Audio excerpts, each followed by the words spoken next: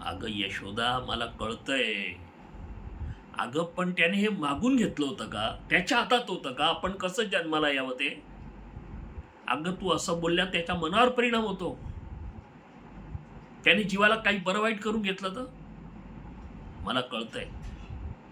इतरांची मुलं बघून तुला वाटतं आपलं मूल पण असं व्हावं, पण तू असं वागल्याने होणार आहे का?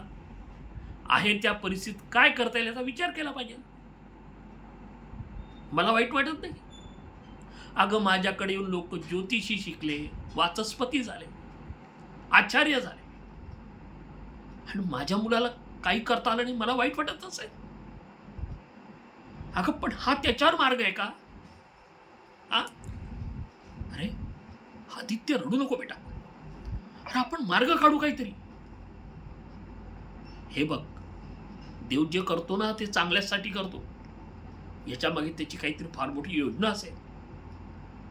हे देवा, गुरुदत्ता, अरे तू असं बोल दिलं.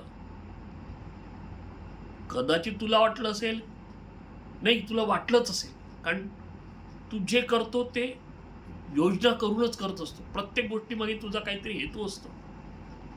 मी या मुलाचं नीट संगोपन करेल असं तुला खात्री असेल, म्हणून तू असं मूल मला दिलंय. मी हा तुझा प्रसाद म्हणून स्वीकारतो. पण मला एक सांग, माझं काय चुकलं होतं रे, की मला इतक्या यातना होईल असं जिणं माझ्या वाटेला यावं. आता तू हे जे दिलाय प्रसाद, हा जो मुलगा दिलाय प्रसाद म्हणून मी स्वीकारतो, पण त्याचं नीट संगोपन करावं,